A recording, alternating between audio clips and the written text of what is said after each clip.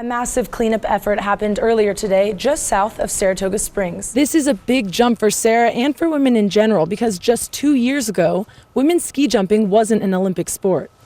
The Utah Symphony is teaming up with the Office of Tourism to bring Utahns free outdoor concerts. If you're wondering what his parents' involvement is, Noah actually makes all of the business arrangements. He meets with all the clients, he makes all the final decisions, and he even has some new plans coming out to make a race car, fire truck, and even a dollhouse for the girls. But Nelson will keep running so he can start training for the upcoming track season. Christie Jacinto, BYU TV Sports. A brutal Pennsylvania school van beating caught on tape, and a Wisconsin high school choir banned from singing. All the bones you see here were discovered just like this, buried in the ground in southern Utah. Eric, he's strictly a basketball guy trying to get healthy. Yeah, and Worthington said he loved football, but he just decided to play basketball, and he really is glad he made that decision. Coming up on My News at 7, the most complete Tyrannosaurus Rex ever discovered.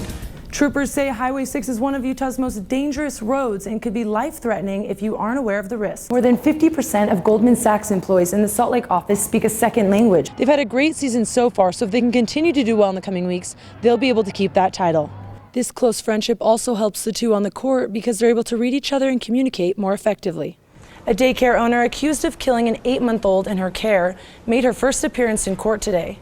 Tisha Morley was arrested earlier this month on a charge of child abuse homicide.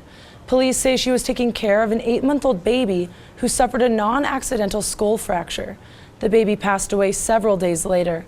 A preliminary hearing has been set for May 20th. As Ethan watches the Cougars run through this tunnel with the flag that he signed, the info comes from the girlfriend of one of the suspects and paints a picture that includes drugs, debt, a car crash, and eventually homicide.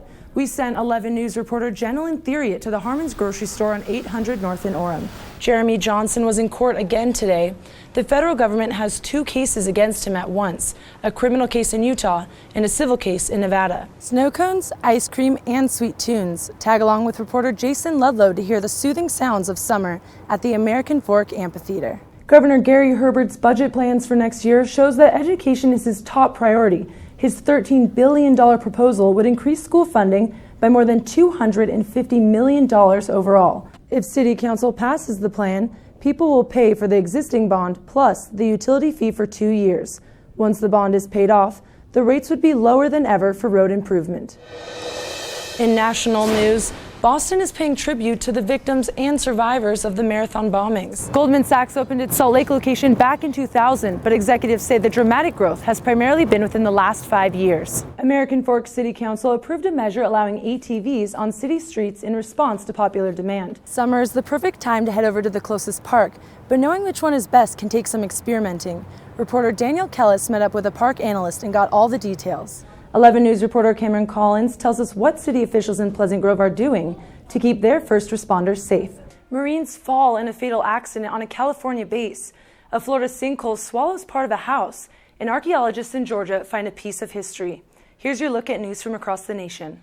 Utah's been a hotspot for dinosaurs for years, and just in the last year alone, they've found 9 new species, and some of those are displayed right here in this room.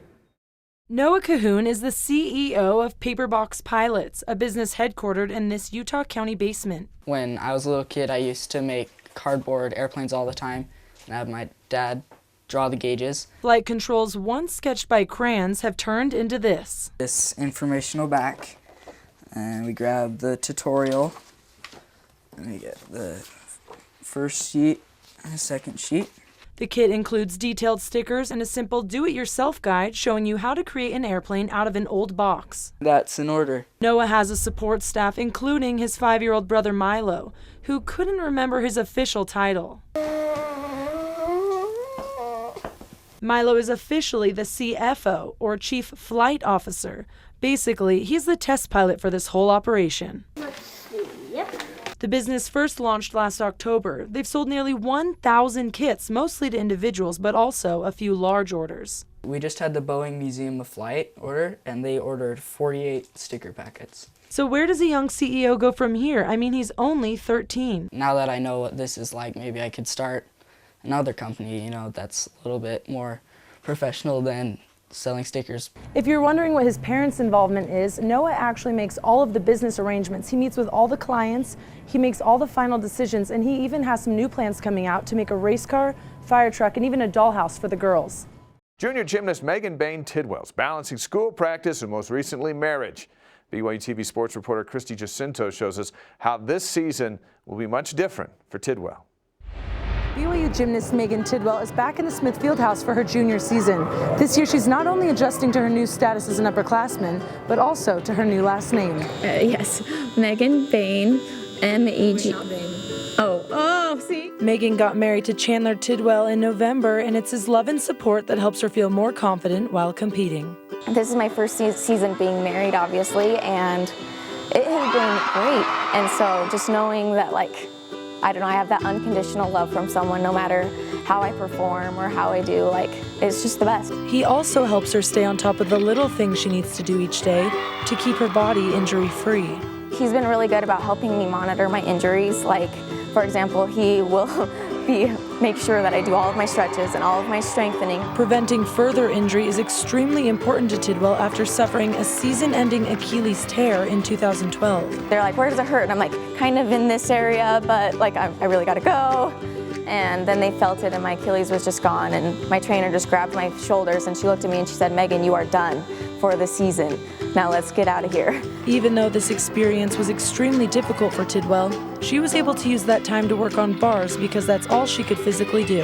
And I ended up getting on bar team the next season, and I was able to compete all around, which was my original objective when I first came into college gymnastics. Tidwell was even named one of the best all-around gymnasts on the team in 2013, which was their highest scoring year since 2005 in her first season competing all around for BYU. Now for this 2014 season, she hopes to continue to improve and stay injury-free with the help of her husband.